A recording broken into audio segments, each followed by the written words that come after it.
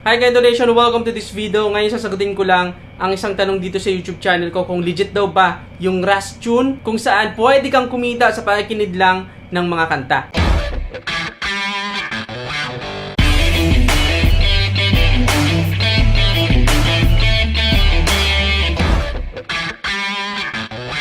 No, para sa mga wala pang idea about dito sa Rust Tune, ito po ay isang online platform na nag-aalok ng pagkakakitaan sa pamamagitan ng pakikinig ng mga bagong release na music at pagsagot ng mga survey. Once na makinig ka sa mga bagong music sa loob ng Rust Tune, ay pwede kang kumita ng $0.60 cents. Ang tanong, paano ka ba ikita dito? So madali lang naman yung gagawin mo dito, kapatid. Ang kailangan mo lang gawin ay i-click ito, like for example ito. So, ano muna natin, baka mag-copyright tayo. So yan. Then, hihintayin mo lang na matapos yung progress bar. Then, kapag okay na, click mo lang yung continue. Then, hihintayin mo lang na matapos ulit yung progress bar para makuha mo yung profit. O para yung profit nito ay madagdag dun sa balance mo. Like, for example, ganyan. Kapag kinilik natin yung continue, makikita mo na dadagdag na yung profit na yon dito sa balance mo. Example, click natin. Hintayin mo yung progress bar. No, kahit hindi mo nga pakinggan yan eh. Hintayin mo lang yung progress bar. Then, click continue. Then, hintayin mo ulit yung progress bar. Then, kapag natapos na yung progress bar, i-click mo lang na complete.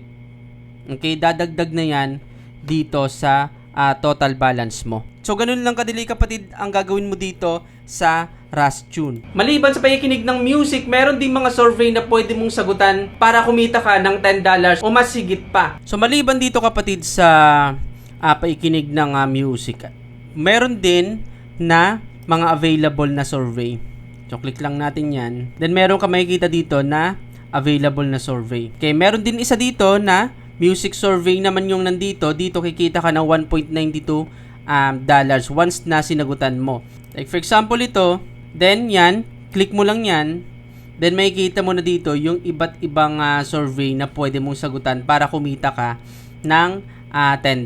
Pero, hindi ko napapakita yan at ipapaliwanag ko sa iyo kung bakit kailangan mong iwasan itong mga survey na ito. So maliban sa pakikinig ng music at mga survey, pwede ka rin kumita ng $1 every time na merong mag-register sa Rust Tune gamit yung referral link mo. So yan yung mga paraan kung paano kikita dito sa loob ng Rust Tune. Pero ang tanong, kikita ka ba talaga ng pera dito sa Rust Tune? So pag-usapan natin yung mga hindi magandang bagay na nakita ko dito sa platform nito. Unang-unang hindi magandang bagay na nakita ko dito sa platform nito ay yung survey. Ang mga survey kasi na nandito sa Rust Tune ay mga spam at scam site. Ang mga site na nandito sa survey ay may kasama nga injection na pwede makapag-leak ng mga save password mo at email information mo sa mga site na nakasave sa browser mo. No, sign po yan ng phishing sites. Mayroon din mga site na makikita mo sa survey na isang scam o isang fraud kung saan mag-i-invest ka ng pera pero wala ka talagang earning reward na maibabalik sa'yo. So kailangan mo pong iwasan yung lahat ng survey na makikita mo dito sa Rust Tune. Pangalawang hindi magandang bagay na nakita ko dito sa Rust Tune ay yung referral reward system ng platform nito.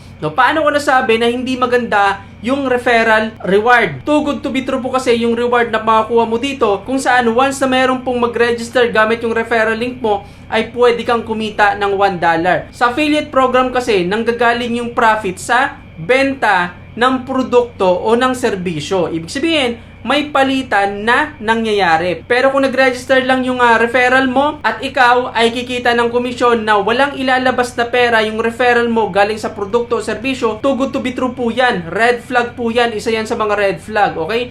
Pangatlong nakikita kong hindi magandang bagay dito ay hindi po malinaw kung paano kumikita yung platform na ito. Kasi unang-unang titingnan mo dito kung talaga bang makakapagbigay sila ng pera sa mga user at kung ano yung source of income ng platform nito. Bakit hindi malinaw? Kasi base sa pagsiyasat ko sa code ng platform nito, wala po ako nakikitang malinaw na ad network o self-hosted ad network kung saan yun lang po yung paraan kung paano kumikita ang isang platform na nasa music. Okay? Katulad nitong nasa Rust Tune. Example, Spotify. Kumikita yung mga creator, yung mga artist, yung mga producer dahil po sa mga ads na pinapakita ng Spotify sa mga nakikinig o sa subscription ng mga user sa Spotify. Pero dito, wala akong nakitang source kung saan galing yung mga kanta na nandito sa loob ng Rustune at kung paano ang platform nito makakapag-produce ng profit at paano ito makakapag-bayad sa mga user ng platform nito. Meron din ako nakitang code na ang profit na makukuha mo dito ay generated lang.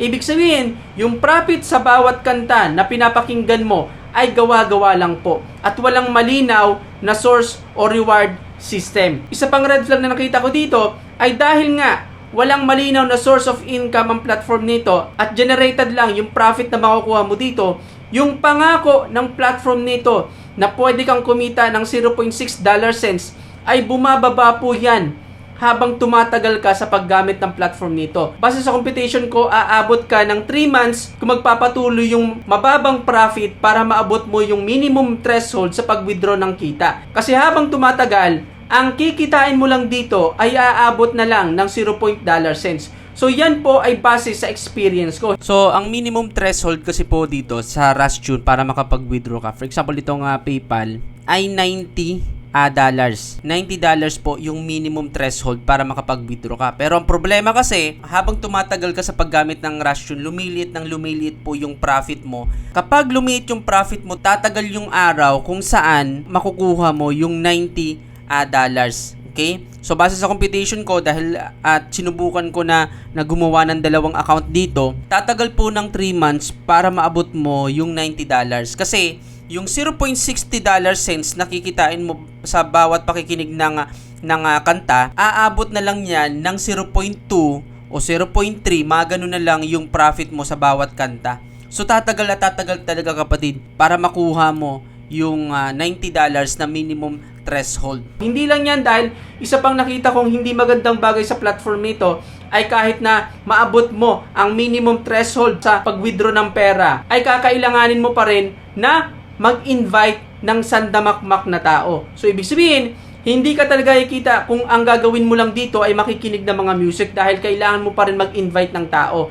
Isa pang hindi magandang bagay na nakita ko dito, kahit na maabot mo yung minimum threshold sa platform nito sa pag-i-invite ng tao at sa pakikinig ng music, ay hindi ka rin po talaga kikita dito. Bakit? Dahil ito po ay isang fake na platform. Ito po ay katulad din ng Payrib na hindi ka naman talaga kikita ng pera at magsasayang ka lang talaga ng oras at effort. Ang platform nito ay kasama sa mga data harvesting platform kung saan kumukuha ng mga email information para ibenta sa mga tao o underground group na gumagawa ng mga illegal activities katulad ng pag-send ng mga spam emails, mga phishing emails, mga email na mayroong malicious links o malware at iba pa. So mag-ingat po sa ganitong klase ng platform. So ang review natin dito, ang Rustune ay isa pong fake platform kung saan hindi ka naman talaga ikita ng pera, no magsasayang ka lang ng oras dito at effort sa pakikinig ng mga music na generated lang yung profit at walang malinaw na reward system. Ito ay kailangan nating iwasan at hindi magandang i-promote sa mga tao. So ngayon,